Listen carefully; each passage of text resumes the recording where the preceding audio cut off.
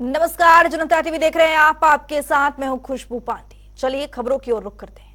मुख्यमंत्री पुष्कर सिंह धामी ने प्रदेश के आवासीय छात्रावासों में रहने वाले छात्र छात्राओं को तोहफा दिया है।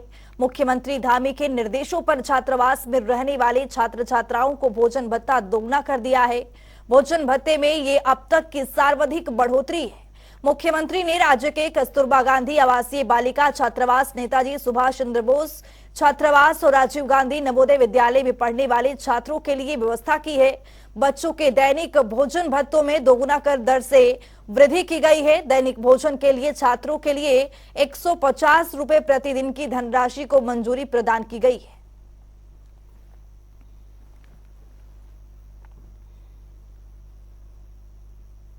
मुस्लिम देश में हिंदू मंदिर तैयार होने जा रहा है, जिसकी चर्चा भारत ही नहीं दुनिया भर में हो रही है।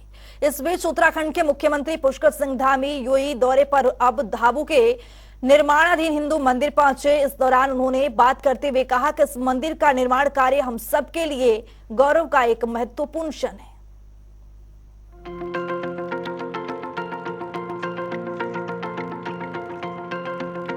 मुस्लिम देश में हिंदू मंदिर तैयार होने जा रहा है, जिसकी चर्चा भारत ही नहीं दुनिया भर में हो रही है।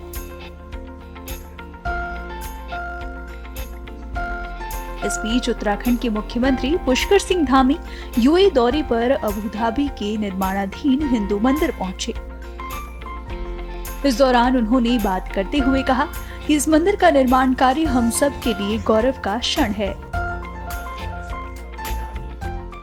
यूएई में हिंदू मंदिर जो यहाँ बन रहा है बहुत ही अद्भुत है और पूरे हिंदू धर्म को यहाँ पर स्थापित किया जाने का काम, इस मंदिर के निर्माण का काम हम सब के लिए बहुत ही गौरव के क्षण हैं। और निश्चित रूप से यहाँ पर आकर मैं समझता हूँ भगवान की कृपा से हम यहाँ पहुँचे हैं।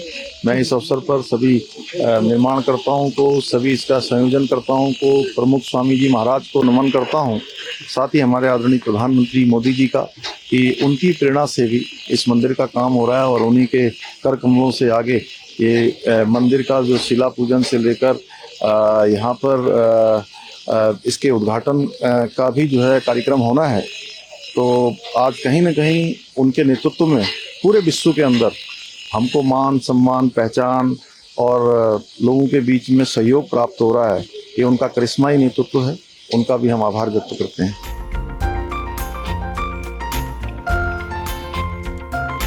सीएम धामी को ईंट रख कर कार सेवा करते भी देखा जा सकता है। उन्होंने बाकायदा ईंट पर तिलक चंदन किया और अक्षत चढ़ाया।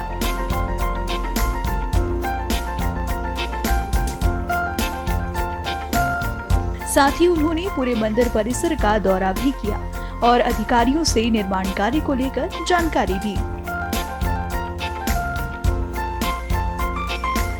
आपको बता दें कि मुख्यमंत्री पुष्कर सिंह धामी निवेशकों को आमंत्रित करने के लिए 3 दिवसीय यूएई दौरे पर हैं। सीएम के साथ एक उच्च स्तरीय टीम भी संयुक्त अरब अमीरात के दौरे पर है।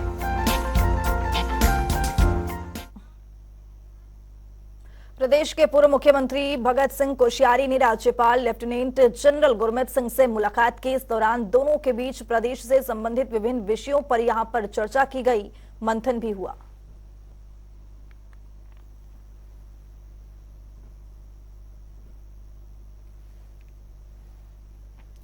तो राज्यपाल से यहां पर भगत सिंह कोश्यारी ने मुलाकात की। उत्तराखंड के राजभवन में ये मुलाकात हुई और इस मुलाकात के कई मायने निकल कर के सामने आ रहे, कई विषयों पर यहां पर विचार विमर्श किया गया।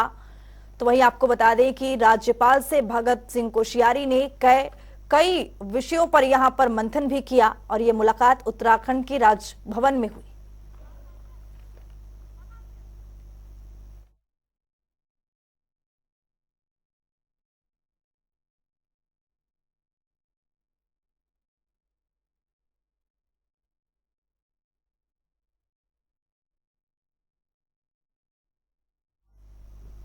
खानपुर विधानसभा क्षेत्र के निर्दलीय विधायक उमेश कुमार ने किसानों को लेकर केंद्र सरकार पर निशाना साधा। उन्होंने किसानों को केंद्र की तरफ से मिले मुआवजों को मजाक बताया। उन्होंने कहा कि आपदा से प्रभावित किसानों को उचित मुआवजा नहीं मिला है। बता दें कि कुछ दिन पहले हरीश रावत भी सरकार की ओर से दिए जा रहे मुआवजे की राशि को ढकोसला और मजाक बता चुके हैं। बाढ़ ने किसानों की भी आंखें खोली, आम जनमानस की भी आंखें खोली कि सरकार सिर्फ धोखेबाजी के अलावा, इनके बड़े नेता ढकोसलेबाजी के अलावा कोई बात नहीं करते। सांसद जी ने आजकल जो है वो मुंडन, जन्मदिन और हर तरीके के कार्यक्रम में जाना शुरू कर दिया है। ढकोसला ही नहीं, मजाक साबित हुए हैं। किसानों को 1100 रुपया प्रति बीघा आपदा क्षतिपूर्ति देना किसानों का अपमान है। उसमें तो जो बीज नष्ट हुआ है वो बीज ही नहीं खरीदा जा सकता 1 बीघे के लिए, चाहे वो चरी का बीज हो, चाहे धान का हो या गन्ने का। कहाँ कौन खरीद करके ला सकता है और कर सकता है। फिर किसान की मेहनत है, किसान का खाद है, सब चीज़ें हैं, सब बर्बाद हुआ है। किसान की आशाएं बर्बाद हुई हैं। तो रुक करेंगे अगली बड़ी खबर की और इस वक्त की बेहद अहम जानकारी से आपको अपडेट करवाएंगे। ये बड़ी जानकारी आ रही है, सीएम पुष्कर सिंह धामी दिल्ली वापस लौट गए हैं। ये बड़ी जानकारी आपको दे रहे हैं। यूएई के दौरे से दिल्ली वापस आए हैं मुख्यमंत्री पुष्कर सिंह धामी। दिसंबर में उत्तराखंड में इन्वेस्टर समिट होगा, जिसको लेकर पुष्कर सिंह धामी आजकल अपने चर्चित दौरे पर बिजी चल रहे हैं। इसी बीच सीएम पुष्कर सिंह धामी वापस दिल्ली के लिए लौट चुके हैं। यूएई के दौरे से पुष्कर सिंह धामी दिल्ली लौटे हैं। दिसंबर में उत्तराखंड में इन्वेस्टर्स समिट होने वाला है। इन्वेस्टर्स को आमंत्रित करने यूएई के दौरे पर सीएम पुष्कर सिंह धामी गए थे, लेकिन अब खबर यह है कि सीएम पुष्कर सिंह धामी दिल्ली वापस लौट गए हैं और दिल्ली वापस लौटने पर पुष्कर सिंह धामी का यहां पर भव्य स्वागत किया गया है। देखिए, ये ग्लोबल इन्वेस्टर समिट जो हमने करने का और इसका सम्मेलन देहरादून में आयोजित करने का काम आगे बढ़ाया है, उसके तहत पहले हम लोग लंदन में और लंदन, बर्मिंघम और दिल्ली में और अभी दुबई और आबू धाबी में पिछले 3 दिनों से लगातार विभिन्न निवेशक समूह से मिले हैं। इसमें पर्यटन के क्षेत्र में, स्वास्थ्य के क्षेत्र में, शिक्षा के क्षेत्र में और बहुत सारे कृषि, एग्रो, इन सभी फार्मा के क्षेत्र में बहुत सारे निवेशकों से हमारे करार भी हुए हैं और बहुत से बात भी हुई है। सभी से बात करने के बाद एक बात जो हम लोगों को कहीं ना कहीं उत्साह प्रदान करती है कि हमारा काम बहुत तेज़ी से आगे बढ़ रहा है। लोग उत्तराखंड आने के लिए, लोगों के अंदर एक मन में आकर्षण भी है, उनकी चाहत भी है कि उत्तराखंड में अपना उद्योग और निवेश करना चाहते हैं और हजारों करोड़ के निवेश हमको इस यात्रा में भी उनके साथ करार के रूप में प्राप्त हुए हैं और बहुत सारे प्रस्ताव भी मिले हैं और निकट भविष्य में हम देश के अन्य शहरों में भी इस प्रकार के निवेशकों के साथ संवाद करने वाले हैं, रोड शो करने वाले हैं और ये काम हमारा निरंतरता से चलेगा। हमारा इस बार पूरा ध्यान, पूरा फोकस है कि हम जब तक हमारा ये सम्मेलन आयोजित होगा 8 और 9 दिसंबर को, उससे पहले जो करार हैं उन सभी को धरातल पर उतारें, उसकी ग्राउंडिंग करें और उसको लेकर हम लगातार आगे बढ़ रहे हैं। और इस दौरान हमें बहुत सारे सुझाव भी प्राप्त हुए हैं, उन सुझावों पर भी हम बात करेंगे। जितने निवेशकों के द्वारा हमारे साथ करार हुए हैं और प्रस्ताव आए हैं, उन सभी का हम आकलन करने के बाद आगे बढ़ेंगे कि उत्तराखंड राज्य के लिए कौन से उपयोगी हैं, कौन से लॉन्ग टर्म में फ़ायदेमंद हो सकते हैं और जो हमको निवेश के साथ साथ उत्तराखंड के अंदर रोजगार को भी जुटाने का काम करें, वहाँ के लोगों की आजीविका को भी बढ़ाने का काम करें।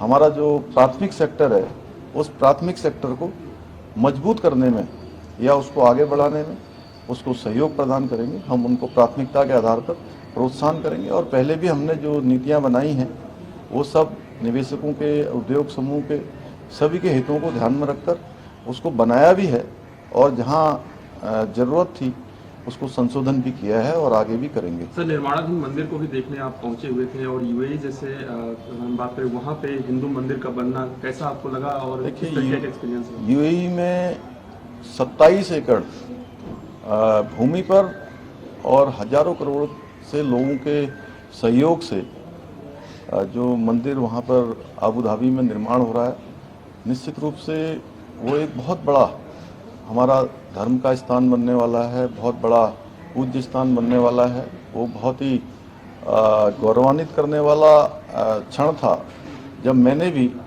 उस निर्माणाधीन मंदिर में, जहाँ पूरे विश्व के हिंदू सनातन को मानने वाले, धर्म पर, भगवान पर आस्था रखने वाले लोग आएंगे, तो हमने भी छोटा सा योगदान एक शिला के रूप में वहाँ पर किया है।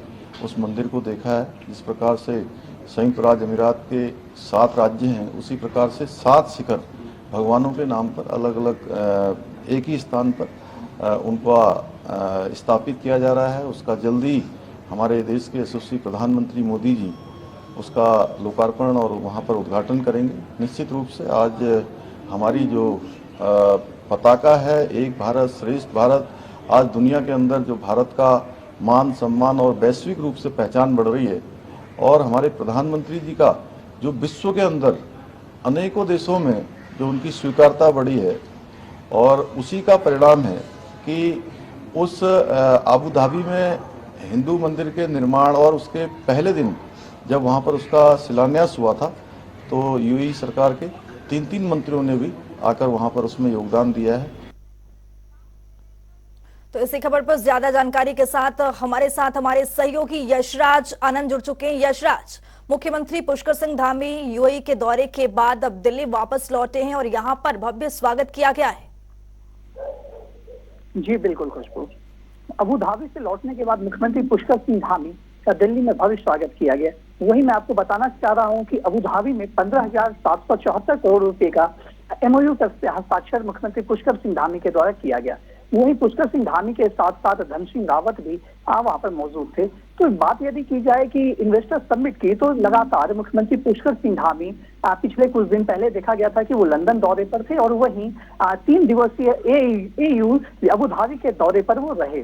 तो दौरे से लौटने के बाद उन्होंने कहा, जनता से कहा कि उनका यह दौरा काफी अच्छा रहा और साथ ही साथ उन्होंने स्पष्ट रूप से कहा कि उत्तराखंड की जो वहां पर छवि है अबू अमीरात में, वो काफी ज्यादा छवि है, काफी अच्छी छवि है। उत्तराखंड की छवि के विषय में उन्होंने स्पष्ट कहा कि उत्तराखंड में के जो लोग हैं वो भी वहां पर काफी खुश हैं और उत्तराखंड के लोग वहां पर काफी खुशहाली से रह रहे हैं। साथ ही साथ उनका स्पष्ट रूप से कहना है कि वापस वो उत्तराखंड के भी अपने देश को याद करते हैं और वो घूमने के लिए भी आते हैं। तो उन्होंने मुख्यमंत्री के द्वारा यह उत्तराखंड वासियों को यह कहा गया कि वो अपने क्षेत्र, अपने देश में जरूर वापसी करें, अपने राज्य में जरूर आएं और अपने राज्य में होने वाले इन्वेस्टर समिट के में भी वो भाग लें, सहयोग करें और साथ ही साथ इसके लिए इंडस्ट्री जो होती है वो इंडस्ट्री को वो बैठाएं पहाड़ी क्षेत्रों में या मैदानी क्षेत्रों में। इसके लिए तमाम रूप से रूपरेखा तैयार कर ली गई है, राज्य की रूपरेखा तैयार कर ली गई है। और साथ ही साथ उन्होंने स्पष्ट रूप से कहा कि प्रवासी भारतीयों के लिए एक सेल भी तैयार किया गया है जो 7 दिन 24 घंटे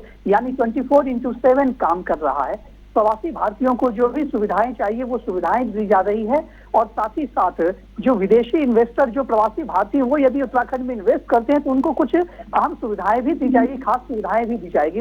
इस प्रकार से मुख्यमंत्री पुष्कर सिंह धामी का 3 दिवसीय यह जो दौरा था यह काफी सफल दौरा रहा और साथ ही साथ उन्होंने 8 और 9 दिसंबर को जो यहाँ पर इन्वेस्टर समिट होना है उसको लेकर उन्होंने सभी को आमंत्रित भी किया कि जो इन्वेस्टर अभी इन्वेस्ट कर रहे हैं कोई बात नहीं, वो तो जरूर आएंगे और साथ ही साथ जो इन्वेस्टर इन्वेस्ट अभी नहीं कर पा रहे हैं लेकिन वो अपने राज्य को देखें, अपने राज्य में हुए बदलावों को वो देखें और इस बदलाव के बाद यदि उनकी इच्छा होती है तो वो यहाँ पर अपना निवेश कर सकते हैं। क्योंकि यहाँ पर यदि वो निवेश करते हैं तो वहाँ पर अपार संभावनाएं हैं, क्योंकि उत्तराखंड जो राज्य है वो हमारी राजधानी दिल्ली से काफी सटा हुआ है। तो इस प्रकार से मुख्यमंत्री का यह दौरा काफी सफल रहा। जी ठीक है यशराज, मुख्यमंत्री की इस पहल से, जिस तरह से दिसंबर में इन्वेस्टर समिट होना है और मुख्यमंत्री जगह जगह जाकर यहाँ पर इन्वेस्टर समिट को लेकर यहाँ पर आमंत्रित करें, लेकिन युवाओं में किस तरह का इस पहल से, मुख्यमंत्री के पहल से युवा किस तरह से खुशहाल हैं, प्रदेश को किस तरह से लाभ पहुंचने वाला है? जी बिल्कुल सबसे बड़ी बात आपने कह दी कि किस प्रकार से युवाओं को लाभ मिलेगा और गांव में किस प्रकार से खुशहाली है, क्योंकि उत्तराखंड राज्य जो है ये पहाड़ी क्षेत्रों में अधिक बसा हुआ है। यहाँ पर पहाड़ी गांव बहुत अधिक हैं, तो गांवों में सबसे बड़ी समस्या जो आती है वो रोजगार की समस्या आती है। गांव में पलायन जो होता है वो रोजगार के कारण होता है, शिक्षा के कारण होता है, यह मुख्य वजह है। साथ ही साथ कुछ मूलभूत समस्याएं हैं, जैसे पानी का ज्यादा पहुंच ना पाना, पहाड़ी क्षेत्रों में बिजली की कमी रहना, नेटवर्क की कमी रहना, ये पहाड़ी क्षेत्रों में कुछ मूलभूत समस्याएं हैं। इसको लेकर जब इंडस्ट्री बैठेगी तो स्वाभाविक है इंडस्ट्री के साथ साथ वहां पर रोजगार का भी जन्म होगा। तो इसी प्रकार से देखते हुए मुख्यमंत्री पुष्कर सिंह धामी ने स्पष्ट रूप से कहा कि इंडस्ट्री बैठने के बाद रोजगार होगा, जिससे युवाओं में भी खासा उत्साह देखने को मिल रहा है, क्योंकि इन्वेस्टमेंट समिट जो होने वाला है तो उसको लेकर युवा भी काफी जागरूक है। जी बहुत शुक्रिया यश राजन तमाम जानकारी साझा करने के लिए। तो यहाँ पर मुख्यमंत्री पुष्कर सिंह धामी इन्वेस्टर्स समिट के जरिए लगातार प्रदेश के युवाओं के भविष्य के बारे में यहाँ पर सोच रहे हैं और उत्तराखंड को एक नई पहल की शुरुआत करने की दिशा में आगे बढ़ रहे हैं। तो चलिए खबरों में आगे बढ़ेंगे। उत्तराखंड में सेब की खेती को बढ़ावा देने के लिए प्रदेश सरकार लगातार सकारात्मक पहल कर रही है। प्रदेश के कृषि मंत्री गणेश जोशी ने प्रदेश में हर्षिल के सेब के काफी बेहतर बताते हुए कहा कि इसको काफी डिमांड है। वहीं कल हर्षिल में एप्पल फेस्टिवल का आयोजन किया जा रहा है और इसके लिए गणेश जोशी वहां पर मुख्य अतिथि के तौर पर मौजूद रहेंगे। कृषि मंत्री जोशी ने कहा कि हर्षिल के सेब के लिए अलग से बॉक्स बनाया गया है और हर्षिल के सेब की डिमांड ज्यादा और गुणवत्ता के लिहाज से देखा जाए तो वह कश्मीर और हिमाचल के सेब से काफी अच्छा है। आज एप्पल के क्षेत्र में हिमाचल व कश्मीर के बाद हम तीसरे स्थान पर हैं। जिस प्रकार से आज हाइब्रिड एप्पल हम लगा रहे हैं, आने वाले 5 साल के अंदर हम एप्पल के उत्पाद को हम दुगना करेंगे। ये हमारी धामी सरकार का संकल्प है। और आज मैं हर्षिल जा रहा हूं। कल हर्षिल में एप्पल फेस्टिवल है। आज हर्षिल का सेब की क्वालिटी इतनी बेहतर है कि वो कश्मीर व हिमाचल से ज्यादा उसकी डिमांड है।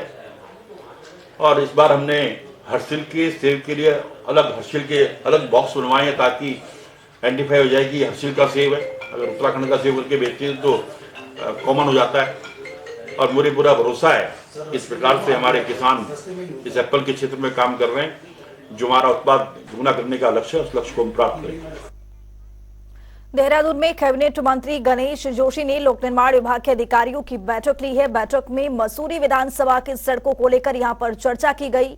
साथ ही कई दिनों से लंबित पड़े सड़क निर्माण कार्यों की भी यहां पर समीक्षा की गई। वहीं बैठक के बाद मंत्री ने कहा कि जल्दी सभी सड़कों का निर्माण कार्य पूरा हो जाएगा।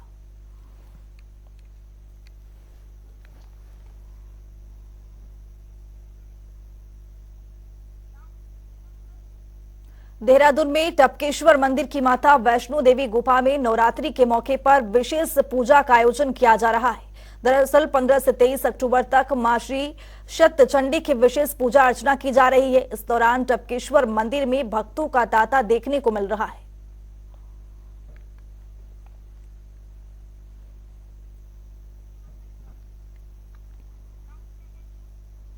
हरिद्वार में एक दिन पहले आई तेज आंधी और बारिश का कहर देखने को मिल रहा है। किसानों की खेतों में तैयार खड़ी धान और गन्ने की फसल गिर गई है। वहीं अभी कुछ दिन पहले आई बाढ़ में हुए नुकसान की भरपाई नहीं हो पाई थी। आपको बता दें कि डीएम धीराज सिंह गर्ब्याल खराब हुई फसलों के सर्वे के लिए टीमें गठित कर दी हैं। इस दौरान उन्होंने कहा है कि खराब हुई फसलों का आकलन रिपोर्ट आएगी, तब तत्काल पीड़ित किसानों को मुआवजा यहां पर बांटा जा सकेगा। मौसम विभाग ने पहले से फोरकास्ट किया था कि कल मौसम खराब रहेगा और मौसम खराब ही रहा। दिन भर सुबह से लेकर शाम तक आंधी भी चली है और बारिश भी हुई है। तो इसमें जो फसलों का नुकसान हुआ है उसके लिए हमने टीमें गठित की हैं। सारे सब एसडीएम्स को हमने निर्देशित किया है कि अपने कृषि विभाग और राजस्व विभाग की एक संयुक्त अपना जाँच करवा लें कि अगर किसी फसल में नुकसान हुआ उसका आकलन करके तत्काल हम लोग को दे दें और अगर मुआवजा बढ़ता है तो तत्काल उसको मुआवजा भी बढ़ता है। बिहार में खानपुर विधायक उमेश कुमार ने लक्सर से वाया बुर्नी होकर कुआखाड़ी तक जाने वाले बाईपास मार्ग का शिलान्यास किया। दरअसल इस रूट पर हमेशा से ही भारी भरकम जाम की समस्या बनी रहती है, जिससे जल्द ही लोगों को अब छुटकारा मिल जाएगा।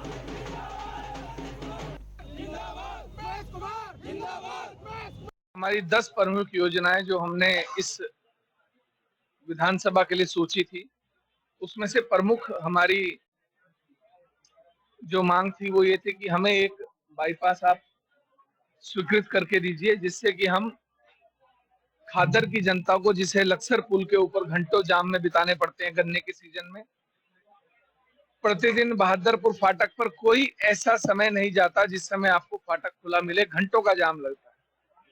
एक दिन रात को जब हम जा रहे थे तो लगभग 2-2.5 घंटे लंबा जाम लगा हुआ था। एक बेचारा बहुत बुजुर्ग आदमी सड़क पे लोगों के साथ बदहवासा ट्रैफिक खुलवाने का प्रयास कर रहा था, बार बार कह रहा था मेरा बेटा मर जाएगा, मेरा बेटा मर जाएगा, बचा लो। 18 साल का बेटा उसका उस रात हम बचा नहीं पाए, उस जाम को खुलवा नहीं पाए। उस दिन से हमारी प्राथमिकता में था कि ऐसा कौन सा वैकल्पिक मार्ग बाईपास के तौर पर इस खादर को दिया जाए, जिससे कि इस खादर का विकास भी हो और लोगों को घंटों के जाम से मुक्ति मिले और मिनटों में हम रुड़की पहुंचे। लक्सर में स्थित टायर निर्माण संबंधित औद्योगिक संस्थान से जुड़े कर्मचारियों ने इकट्ठा होकर प्रबंधन से बोनस स्कीम लागू करने की यहां पर मांग उठाई है। वहीं इसी बीच कर्मचारियों को भारतीय किसान यूनियन ने भी समर्थन किया है। आपको बता दें कि औद्योगिक संस्थान के प्रबंधन अधिकारी धीरज शर्मा को बोनस स्कीम लागू किए जाने संबंधित मांग पत्र भी सौंपा गया है। इस बीच प्रबंधन ने मांगों को पूरा करने के लिए अधिकारियों को दिए निर्देश और पूरा करने का यहाँ पर आश्वासन भी दिया गया है। तो किसान यूनियन ने यहाँ पर समर्थन किया है। तो इसी बीच कर्मचारियों ने अपनी मांग उठाई है बोनस को लेकर। बोनस लागू करने के लिए यहाँ पर ज्ञापन भी सौंपा है, तस्वीरों के जरिए आप देख रहे हैं। और उनका ये भी कहना है कि अगर मांग पूरी नहीं हुई तो यहाँ पर वो इस समर्थन को खारिज भी करेंगे। बोनस लागू को लेकर ज्ञापन सौंपते नजर आ रहे हैं यहाँ पर कर्मचारी।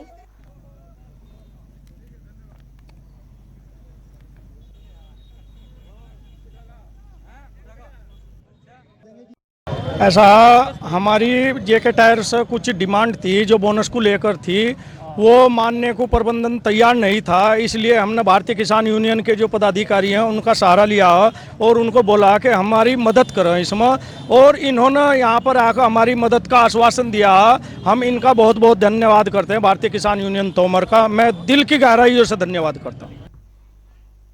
देहरादून में नकली दवाओं का मामला लगातार सामने आने के बाद औषधि विभाग ने नया कदम उठाने लगा और आपको बता दें कि टोल फ्री नंबर भी यहां पर जारी किया गया है। वहीं इसी बीच ड्रग कंट्रोलर ताजबर जगी ने जानकारी देते हुए बताया कि कोई भी व्यक्ति नकली दवाओं से जुड़ी शिकायत दर्ज करा सकता है। इसके लिए उन्होंने टोल फ्री नंबर बताया है। इस दौरान उन्होंने कहा है कि कई बार आदेश के बावजूद कई अफसर इसकी रिपोर्ट नहीं दे रहे हैं। आगे से इस गंभीर लापरवाही मानकर कड़ी कार्रवाई की जाएगी।